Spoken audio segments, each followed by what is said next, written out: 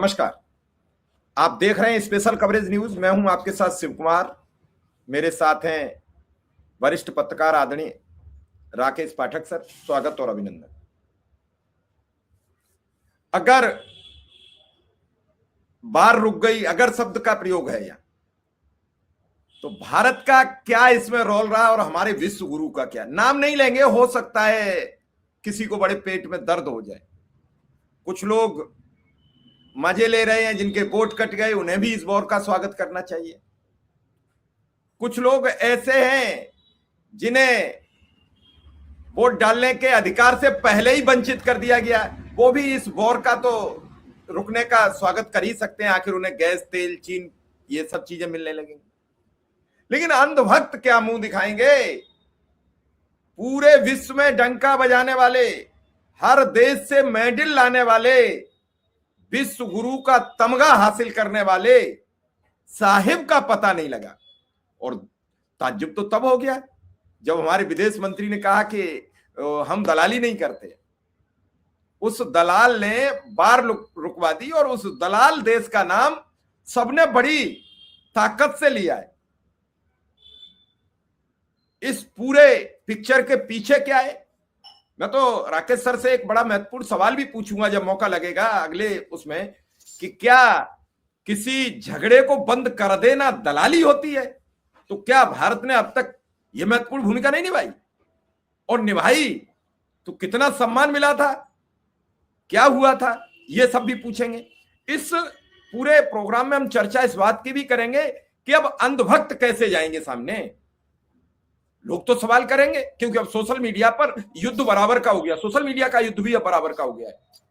जिनके ट्विटर के हैंडल बंद कराए गए, उन्हें भी इस बार का स्वागत करना चाहिए, लेकिन वो कैसे करेंगे मुझे नहीं मालूम। जिनके पोस्ट डिलीट कराए, उन्हें भी इस जंग का रुकने का स्वागत करना चाहिए, क्योंकि जंग सबके लिए अच्छी होती है। और सटोरियों ने आज बाजार ऊपर भगा दिया, उनने तो स्वागत पूरी ताकत से कर दिया। तो सर सीधा मुद्दे पर कि अब वो पोपो का क्या होगा? देखिए शिव कुमार जी, पहले तो ये समझ लीजिए कि आज जो घटना हुई है, पिछले करीब करीब 38 दिन से जो लड़ाई चल रही थी, वो फिलहाल 2 हफ्ते के लिए रुक गई है। हम और आप जिस विषय पर बात कर रहे हैं, वो विषय आया क्यों है, पहले ये समझ लें। अमेरिका के राष्ट्रपति डोनाल्ड ट्रंप ने 24 घंटे पहले धमकी दी थी कि वे इतना बड़ा हमला करने वाले हैं कि एक पूरी की पूरी सभ्यता, एक सिविलाइजेशन खत्म हो जाएगा। पूरी दुनिया दहल उठी थी कि आखिर डोनाल्ड ट्रंप इतना बड़ा हमला किस तरह करेंगे। क्या वे परमाणु हथियारों का इस्तेमाल करेंगे, रासायनिक हथियार, जैविक हथियार, किन चीजों का इस्तेमाल करेंगे कि पूरा देश, एक सभ्यता खत्म हो जाएगी? उसके लिए डेडलाइन दी थी डोनाल्ड ट्रंप ने। टिक टिक करके घड़ी आगे बढ़ रही थी। इजराइल के एक चैनल ने तो घड़ी काउंटडाउन शुरू कर दिया था। एक एक सेकंड, एक एक मिनट उसमें कम होता जा रहा था कि ट्रंप की डेडलाइन में अब इतने घंटे बचे हैं, अब इतने मिनट बचे हैं। और जैसे ही ये 0-0 पर आएगा, डोनाल्ड ट्रंप एटम बम गिरा देंगे या पता नहीं क्या करेंगे। इधर की दुनिया जब सोती है तब उधर सवेरा होता है। डोनाल्ड ट्रंप का सवेरा हुआ, उससे पहले ही उन्होंने एक ट्वीट कर दिया। उन्होंने लिखा कि पाकिस्तान के प्रधानमंत्री शहबाज शरीफ और वहां के सेना प्रमुख फील्ड मार्शल आसिम मुनीर की पहल पर अमेरिका ईरान पर हमले रोक रहा है। 2 हफ्ते के लिए सीज फायर हो रहा है। उसमें उन्होंने कुछ शर्तों का भी उल्लेख किया कि भविष्य में स्थायी शांति के लिए बातचीत होगी। उसमें हॉर्मुज अभी तत्काल 2 हफ्ते के लिए खोला जाना ईरान ने मान लिया है। सभी के लिए सुचारू रूप से आवागमन तेल टैंकर्स का, जहाजों का होगा। अगली बातचीत शुक्रवार को इस्लामाबाद में होगी, जिसमें ईरान, इजराइल, अमेरिका, सब लोग शामिल होंगे। शुरू में ऐसा लगा कि डोनाल्ड ट्रंप ने एक तरफा सीज फायर कर दिया है। हो सकता है ईरान माने न माने, क्योंकि इससे पहले भी कुछ दिनों तक लड़ाई रोकी थी ट्रंप ने। वो बहाना था, लड़ाई चलती रही थी। लेकिन उसकी थोड़ी देर बाद सैयद अब्बास अरागची, जो इस्लामिक नेशन ईरान के विदेश मंत्री हैं, उन्होंने भी ट्वीट कर दिया। तुर्रा देखिए शिव कुमार जी की अब्बास अरागची के ट्वीट में भी शुक्रिया, करम, मेहरबानी, Shehbaz Sharif sahib, Asim Munir sahib, thank you very much, पहले पैराग्राफ में यही लिखा है। अब्बास अरागची के ट्वीट का स्क्रीनशॉट लेकर डोनाल्ड ट्रंप ने अपने सोशल मीडिया हैंडल्स पर साझा किया। आप जरा कल्पना करके देखिए, अमेरिका का राष्ट्रपति जिस देश को खत्म करने पर आमादा था, उसके विदेश मंत्री के ट्वीट को कोट कर रहा है। इसलिए कोट नहीं कर रहा, उसका स्क्रीनशॉट डाल रहा है इसलिए ताकि उसके सीज फायर की तस्दीक हो जाए कि हमने एक तरफा नहीं किया, ईरान ने भी मान लिया। अब इससे आगे की कहानी, शहबाज शरीफ ने ट्वीट किया, उन्होंने भी लिखा कि हमारे अनुरोध पर डोनाल्ड ट्रंप ने यह लड़ाई रोकी है। हमने ईरान से बात की, डोनाल्ड ट्रंप से बात की, हमने कहा शांति होना चाहिए, मिल बैठकर बात करते हैं। शहबाज शरीफ लिखता है, हमारे लिए असीम महान गर्व का अवसर है कि हमने सीज फायर करवाया है, युद्ध रुकवाया है। अगली बातचीत इस्लामाबाद में होगी। अब जरा कल्पना करके देखिए कि इस वक्त नरेंद्र मोदी, भारत सरकार, भारत का विदेश मंत्रालय, इन पर क्या बीत रही है। अंधभक्त तो खैर किसी लायक नहीं है, किसी कर्म के नहीं है। उनके पास तो अगर जमीर होता तो वे अंधभक्त ही क्यों होते। बल बुद्धि विवेक अगर होता तो इस तरह से आंखों पर पट्टी क्यों बांधे होते, क्यों इस तरह के दावे करते होते। वॉर रुकवा दी पोपो, यूक्रेन रूस का युद्ध रुकवा दिया था नरेंद्र मोदी ने। क्यों वे ये दावा करते कि नरेंद्र मोदी विश्व गुरु हैं। अगर वे विश्व गुरु होते तो आज इस लड़ाई को रुकवाने का श्रेय भारत को मिलना चाहिए था। कम से कम पहल तो होनी चाहिए थी भारत की तरफ से। लेकिन हुआ क्या था, अब इस पर भी गौर कर लीजिए शिव कुमार कि आखिर हमें यह मौका क्यों नहीं मिला। हमें किसी ने टका शेर क्यों नहीं पूछा। टका शेर भाजी, टका शेर खाजा, अंधेर नगरी चौपट राजा। हमारे देश के राजा की स्थिति यह है कि उसको न टका शेर में कोई पूछ रहा है, न टका शेर खाजा में कोई पूछ रहा है। वजह यह है कि जिस दिन अमेरिका ने ईरान पर हमला किया, अगले ही दिन ईरान के सुप्रीम लीडर की हत्या कर दी। भारत के प्रधानमंत्री मुंह में दही जमाए बैठे रहे। अब तक प्रधानमंत्री नरेंद्र मोदी ने, भारत सरकार ने अयातुल्ला अली खमेनेई की हत्या या मौत पर शोक नहीं जताया है। ईरान में स्कूली विद्यार्थी मारे गए, छात्राएं मारी गई 165 से ज्यादा, एक शब्द नहीं बोला हमने। 6 दिन तक भारत के विदेश मंत्रालय का कोई प्रतिनिधि ईरान पर हमले की निंदा करने को तैयार नहीं हुआ। निंदा तो आज तक नहीं की है, लेकिन अली खमेनेई की मौत पर जी। सर, भारतीय पत्रकार इसमें भी कमियां ढूंढ रहे हैं कि शरीफ को तो कहीं से ड्राफ्ट आया था और वो कहीं से ड्राफ्ट आया हो। शरीफ तो सिर्फ कॉपी पेस्ट वाले रोल में थे। हम क्या कॉपी पेस्ट वाले रोल में भी थे? मैं ये पूछता हूं कि दूसरे की बात में फिर भी कमियां निकालने का ये कौन सा नया सिलसिला है? हम लोग पत्रकार हैं या पक्षकार हैं? मैं इतना पूछना चाहता हूं। मतलब हम पत्रकार, शरीफ ने ट्वीट किया, वो कॉपी पेस्ट किया, कहां से आया, कैसे आया, ये शरीफ का जवाबदेही का काम है, ये हमारे पत्रकारों का जवाबदेही का काम नहीं है। हम तो ये पूछे हमारे वाले कहां थे? हम भी कॉपी पेस्ट वाले रहे हैं। 10 मई 2025 को ऑपरेशन सिंदूर का सीज फायर डोनाल्ड ट्रंप ने कर दिया था। सर बहुत दिन पहले क्यों जाते हैं? हमने तो अभी उसका ट्रेड डील मैं उसी पर आ रहा था। वो तो चलिए फिर भी 8 महीने पुरानी बात हो गई। ऑपरेशन सिंदूर ट्रेड डील को तभी जुमा 4 दिन हुए हैं, मुहावरे में कहा जाए। डोनाल्ड ट्रंप ने ट्वीट किया 10:30 बजे, 11:02 पर प्रधानमंत्री नरेंद्र मोदी ने ट्वीट किया। क्या वो कॉपी पेस्ट नहीं था? कौन सी बात थी जिसका खुलासा डोनाल्ड ट्रंप ने कर दिया था, जिसका जिक्र नरेंद्र मोदी नहीं कर सके? सारी शर्तें उसने एक तरफा थोप दी थी। पूरी ट्रेड डील कॉपी पेस्ट है। हमारे तो वाणिज्य व्यापार मंत्री को नहीं पता था, प्रधानमंत्री को नहीं पता था कि ट्रेड डील में आखिर हमने माना क्या है। एग्जीक्यूटिव ऑर्डर व्हाइट हाउस से निकलते थे, हम उसको यथावत स्वीकार कर रहे थे। तेल नहीं खरीदना रूस से, यस सर। ईरान से रिश्ते नहीं रखना है, यस सर। हम भी तो कॉपी पेस्ट कर रहे थे इतने दिनों से। लेकिन इस पर लौटे, ईरान के मामले में कितनी बड़ी रणनीतिक चूक हुई है, इसलिए हमें मध्यस्थता का कोई अवसर नहीं मिला। मैं शुरू में बता चुका हूं, हमले की निंदा नहीं की भारत सरकार ने, अली खमनई की मौत पर शोक नहीं जताया, स्कूली बच्चियों की हत्या पर एक शब्द नहीं बोला, ईरान का जहाज हिंद महासागर में डुबो दिया अमेरिका की पनडुब्बी ने, हमने एक शब्द नहीं बोला। बेकसूर नौसैनिक जो युद्ध वाले सैनिक नहीं थे, वे सेरिमोनियल थे, सिर्फ परेड वगैरह में शामिल होने के लिए, युद्धाभ्यास में आने के लिए 80 नौसैनिक मारे गए, आपने एक शब्द नहीं बोला। और करेला ऊपर से नीम चढ़ा देश का विदेश मंत्री कह रहा है कि हम पाकिस्तान की तरह दलाल देश नहीं है। ये कौन सी विदेश सेवा की नौकरी करके आया भारत का विदेश मंत्री? ये तो व्हाट्सएप के आईटी सेल के ट्रोल से भी कम बुद्धि का हमारा विदेश मंत्री, जो 2 देशों 3 देशों में चल रही लड़ाई में मध्यस्थता को दलाली कह रहा है और भूल गया कि रूस और यूक्रेन का युद्ध रुकवाने का श्रेय ले रहा था। तो उस विदेश मंत्री से हमने आपके ही पटल पर पूछा था, 1 महीना हो गया पूछे हुए, करीब करीब लड़ाई शुरू हुए तो अब 1.25 महीना हो रहा है। याद है शिव कुमार जी, हमने पूछा था कि तब बताइए जयशंकर, रूस यूक्रेन युद्ध रुकवाने में कितनी दलाली खाई थी पोपो ने?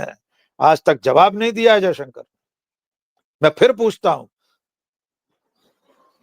म्यूट है आप, म्यूट। जवाब होगा तभी तो देंगे सर, तभी तो देंगे। तो अंतर आत्मा में दम चाहिए। तो आज का दिन भारत की विदेश नीति के ताबूत में कील ठुकने जैसा है, जो पिछले 12 साल से हर कोने में एक एक कील ठुक रही है। हमारे विदेश मंत्री, हमारे प्रधानमंत्री, विदेश मंत्रालय के अधिकारी, इन सब लोगों ने मिलकर पिछले 12 सालों में भारत की विदेश नीति का शीराजा बिखेर दिया है, उसका लवड़ेन भोज्यम कर दिया है नरेंद्र मोदी के शब्दों में। जिस दिन प्रधानमंत्री इजराइल गए थे, उसके 72 घंटे बाद लड़ाई शुरू हुई, उसी दिन हमारी विदेश नीति का जनाजा निकल गया था। और आपने शुरू में पूछा था, उस पर आगे बात करूंगा सर, क्या भारत ने पहले कभी मध्यस्थता नहीं की है? उसी सवाल को लेकर मेरी बड़ी जिज्ञासा है और दर्शकों की भी जिज्ञासा होगी। क्या ये बार रुकवाना दलाली है? तो क्या भारत पहले दलाली कर चुका है या आप दलाली में इंटरेस्टेड नहीं है? हम दिनों रात जवाहरलाल नेहरू को कोसते हैं, इंदिरा गांधी को कोसते हैं, राजीव गांधी को कोसते हैं, उसके बाद भी जो प्रधानमंत्री हुए उन पर हम जिक्र नहीं करते हैं। थोड़ा बहुत लानत मनामत हम मनमोहन सिंह की कर देते हैं, बाकी नाम अटल बिहारी वाजपेयी पर चर्चा होती है क्योंकि सत्ता में बैठे लोग उनके समर्थक हैं। देवगौड़ा पे इसलिए नहीं होती है कि वो उनकी तरफ है। इंद्र कुमार गुजराल जी कम समय के लिए रहे, उन पर चर्चा होती नहीं। चंद्रशेखर जी को कल निशिकांत दुबे ने ढंग से लथेड़ी दिया 6 तारीख को कि एक वो सरकार थी जो राजीव गांधी के समर्थन से बनी, उनके बेटे भी उन्हीं के साथ हैं, उन्हें शर्म आएगी तो वो उनसे पूछ लेंगे निशिकांत से, नहीं आएगी तो हम और आपको कोई दिक्कत नहीं है। लेकिन सर, क्या बार रुकवाना दलाली है? बार तो अमेरिका ने भी रुकवाई थी, तो क्या भारत ने दलाली दी? अमेरिका ने तो चीख चीख के कहा है और हम उसका खंडन भी नहीं कर सके, उसके पोस्ट को लेकर कोट भी नहीं कर सके, उसके ट्वीट की स्क्रीनशॉट भी नहीं डाल पाए कि हाँ साहब आपने रुकवा दी, लेकिन अब के मत कहना। देखिए, डोनाल्ड ट्रंप तो अभी 48 घंटे पहले कह रहा था भारत और पाकिस्तान की लड़ाई रुकवाई। अब हम और आपने तो गिनती बंद कर दी है। 70 बार, 80 बार, 100 बार, कितनी बार डोनाल्ड ट्रंप कह चुका है कि हमने रुकवाई जंग भारत और पाकिस्तान की। तो उस वक्त क्यों नहीं हिम्मत हुई जयशंकर की ये कहने की कि अमेरिका एक दलाल देश है, वॉर रुकवाने का काम करता है, दलाली खाता है। अभी मैं शुरू में कह चुका हूं कि रूस यूक्रेन युद्ध रुकवाते समय क्या भारत या भारत का प्रधानमंत्री दलाली खा रहे थे? एस जयशंकर तो विदेश सेवा के अधिकारी हैं, उन्होंने अपनी किताबों में यूपीएससी की तैयारी करते समय पढ़ा होगा। विदेश सेवा में आने के बाद अतीत के तमाम अंतर्राष्ट्रीय संकटों में विभिन्न देशों की भूमिका पड़ी होगी। नहीं पड़ी हो तो उन्हें याद दिला देते हैं, मध्यस्थता दलाली नहीं होती जयशंकर। भारत ने आजादी के बाद दुनिया के सामने बड़े बड़े संकटों के समय मध्यस्थता की थी। 1953 कोरिया संकट, कोरिया युद्ध चल रहा था, बिल्कुल ऐसा लग रहा था कि दुनिया विश्व युद्ध के मुहाने पर पहुंच गई है, तीसरा महायुद्ध शुरू हो सकता है। पंडित जवाहरलाल नेहरू ने मध्यस्थता की, जंग रुकवाई। और सबसे महत्वपूर्ण बात यह है कि उस वक्त एक आयोग बना युद्धबंदियों की अदला बदली के लिए, उसकी अध्यक्षता भारत ने की थी, शिव कुमार जी। कोरिया युद्ध समाप्त होने के बाद जो कमीशन था, जिसकी जिम्मेदारी थी दोनों पक्षों के युद्धबंदियों की अदला बदली कराना, उसकी सदारत भारत के पास थी। कितने साल हुए थे देश को आजाद हुए? 1947 से 1953, कुल 6 साल। एक नवजात सद्य स्वतंत्र राष्ट्र, अभी अभी आजाद हुआ देश, कोरिया युद्ध में मध्यस्थ की भूमिका निभा रहा था। पूरी दुनिया में नेहरू का लोहा माना गया था। वियतनाम, कंबोडिया, लाओस, 1954, इस लड़ाई में भी पंडित जवाहरलाल नेहरू और भारत की अहम भूमिका थी रुकवाने में। इसके बाद एक निगरानी आयोग बना इस लड़ाई के बाद, उसकी अध्यक्षता फिर भारत को मिली। कल्पना करके देखिए, 1953, 1954 में भारत युद्ध रुकवा रहा है, उसके बाद जो कमेटियां बनती हैं, आयोग बनते हैं, उनकी सदारत कर रहा है, अध्यक्षता कर रहा है। सुएज नहर का संकट आया, मिस्र, ब्रिटेन और फ्रांस, इजराइल, बड़ी लड़ाई शुरू होने वाली। पंडित जवाहरलाल नेहरू ने युद्ध विराम करवाया। सुएज संकट बहुत बड़ा संकट था।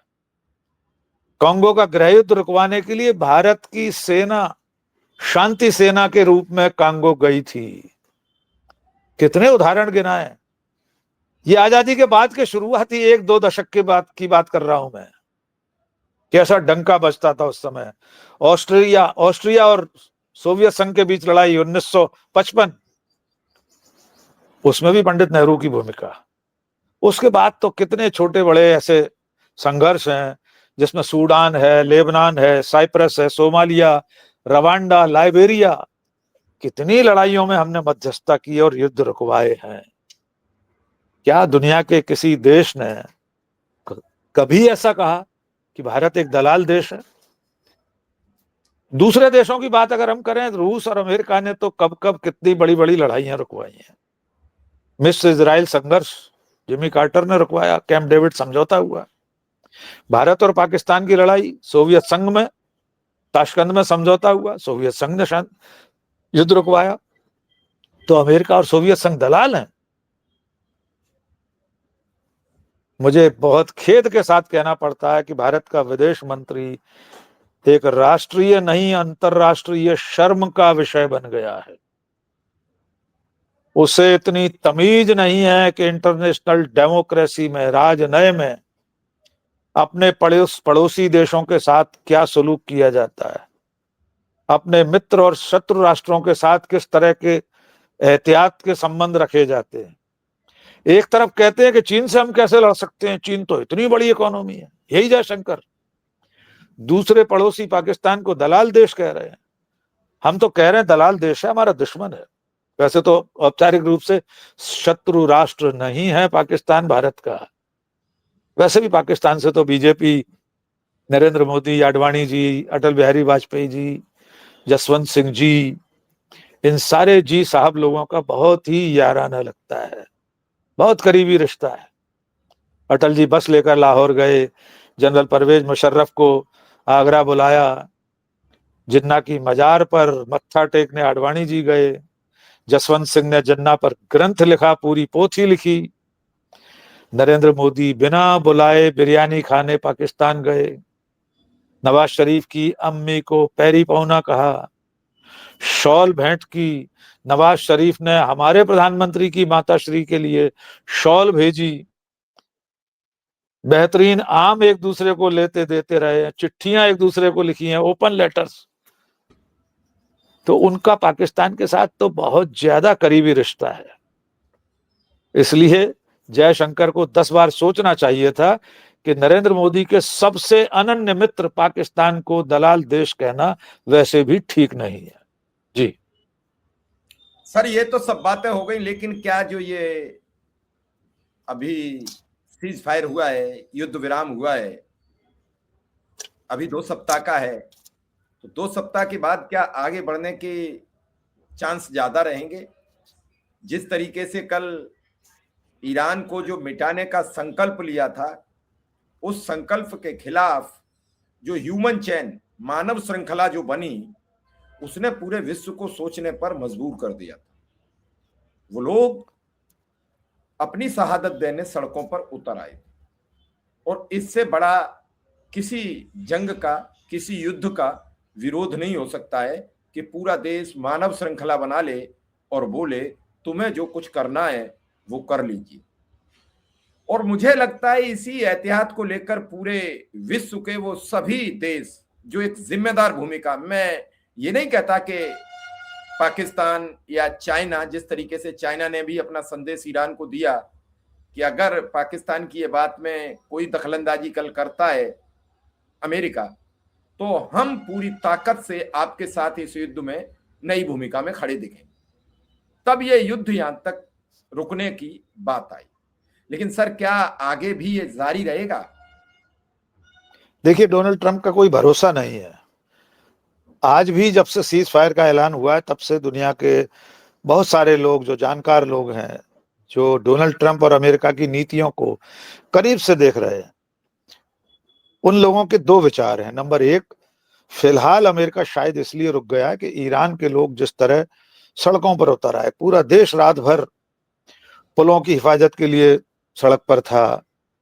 वहां एक अभियान चला, जहां फिदा, एक अभियान, आत्मोत्सर्ग, आत्म बलिदान के लिए लोगों ने खुद को रजिस्टर करा लिया। 1.25 करोड़ लोगों ने कहा हम जान देने को तैयार हैं अपने लिए, देश के लिए। महिलाएं, छोटे बच्चे, बूढ़े, जवान, सब लोग अपने देश की हिफाजत के लिए कुर्बानी देने को तैयार हो गए। एक तो कारण यह हो सकता है। दूसरा, अमेरिका में राष्ट्रपति डोनाल्ड ट्रंप के खिलाफ कल ही महाभियोग की तैयारी तेज हो गई थी। शायद 90-94 सांसदों ने उस पर दस्तखत कर दिया उन्हें पद से हटाने के लिए। बहुत सारे लोग, वहां के पत्रकार, तो सर, बुद्धिजीवी भारत की अपील। तरह वहां भी रिजेक्ट, मैं बीच में आपको इंटरप्ट कर दिया, क्षमा हूं, तो भारत की तरह वहां भी रिजेक्ट तो हो सकता है। अरे वो उन्होंने बिल्कुल, दस्तखत तो ही कर दिया है, रिजेक्ट भी तो हो सकता है। बिल्कुल हो सकता है, हमारे जैसा ही वहां भी है। लेकिन अभी बहुमत है डोनाल्ड ट्रंप के पास, तो महाभियोग के जरिए उन्हें हटाया नहीं जा सकता था। लेकिन एक संदेश तो जाता ही कि अमेरिका का पूरा विपक्ष, वहां की जनता इस लड़ाई के खिलाफ है। और इसमें ट्रंप ने वो जो धमकी दी थी, एक पूरी सभ्यता को खत्म कर देंगे एक रात में, उसके खिलाफ जो माहौल बना पूरी दुनिया में, उसने भी थोड़ा सा ट्रंप को मजबूर किया होगा। अब आपका सवाल ये जो है कि क्या ये लड़ाई आगे थमी रहेगी या फिर शुरू हो जाएगी, तो जैसा मैंने कहा, ट्रंप का कोई भरोसा नहीं है। इसमें एक रणनीति ये भी हो सकती है, चूंकि लगातार अमेरिका ईरान के सामने मात खा रहा है। उसने जो पायलट को बचाने का ऑपरेशन शुरू चला, उसको लेकर भी बहुत सारे संदेह हैं, कितना बड़ा नुकसान हुआ, सैकड़ों जहाज उतारने पड़े उसके लिए आसमान में, कितने हेलीकॉप्टर, कितने बम वर्षक, कितने और दूसरे विमान। अभी भी संदेह है कि वो पायलट सचमुच बचकर वापस आया है कि नहीं। तो शायद लगातार पिछड़ते जाने से डोनाल्ड ट्रंप ने यह सोचा हो कि थोड़े दिन सांस ले लेते हैं लड़ाई से, फिर दांव लड़ाएंगे, एनर्जी ले दोबारा पूरी तैयारी के साथ हमला करेंगे। शायद इसके लिए कोई मोहलत ले ली हो, जैसे हॉकी या फुटबॉल में टाइम आउट होता है, इस तरह से कोई टाइम आउट ले लिया हो कि पूरे दमखम से सांस भर के, सांस फुला के एक बार फिर ताल ठोकने मैदान में आएंगे। ये भी हो सकता है। लेकिन फिर भी आज की तारीख में ईरान ने अमेरिका को घुटनों पर ला दिया है। आज की तारीख ईरान की जीत के नाम लिखी जाएगी, इसमें कोई शक नहीं है। पूरी दुनिया ने इस सीज फायर को ईरान की जीत के रूप में ही दर्ज किया है। जी शिवकुमार सर, चलिए, एक बड़े ताकत को घुटनों पर लाने के लिए एक देश ने अपने हजारों लोगों की कुर्बानी दे दी। जंग बंद हो गई, इजराइल में कितने मारे गए अब तक साफ नहीं हुआ है, लेकिन इजराइल में भी भारी आर्थिक और जनहानि हुई। अमेरिका के भी सैकड़ों सैनिक इस जंग में कुछ शहीद हुए और कुछ घायल हैं। ईरान में बड़ी जनहानि हो गई, बड़े नुकसान हो गए, लेकिन इस बीच जो गल्फ देश थे उनकी जो पिटाई हुई है, उनका जो आर्थिक ढांचा बिगड़ा है, उनका क्या होगा, ये सवाल सबको कचोटता रहेगा। और जो गल्फ में नुकसान हुआ है उससे हमारे तेल और गैस के स्रोत और आवागमन काफी समय तक प्रभावित रहेगा। तो फिलहाल इस जंग के बाद भी तेल और गैस की समस्या से फिलहाल उसी तरीके से निजात रहेगी जैसी अभी है, और आपने बड़े साफ सुथरे ढंग से समझाया है। और दर्शक इस वीडियो को देख के ये विचार करें कि भारत इतने बड़ी जंग, इतने बड़े विवाद सुलझाता रहा, वो भारत आज असहाय क्यों था, और इस जंग में भारत का सहयोग क्यों नहीं था। हमारे लिए तो अमेरिका भी हमारा मित्र था और हमारे लिए ईरान भी मित्र था, जब दोनों हमारे मित्र देश थे। और जो तीसरा जंग का मुख्य कारण था वो भी मोदी का मित्र था, और तीनों मित्रों ने अपने एक मित्र को अलग थलग छोड़ दिया, और जिस मित्र से हम सबसे बड़ी दुश्मनी मानते थे उसके चेहरे पर ये जाके मोहर बांध दिया। अपने यहाँ कहते हैं कि मोहर बांध दिया कि बेटा तुम हो इस जंग के रुकवाने के असली से। इसी के साथ विदा लूंगा सर, आपने समय दिया इसके लिए बहुत बहुत आभार, बहुत बहुत धन्यवाद।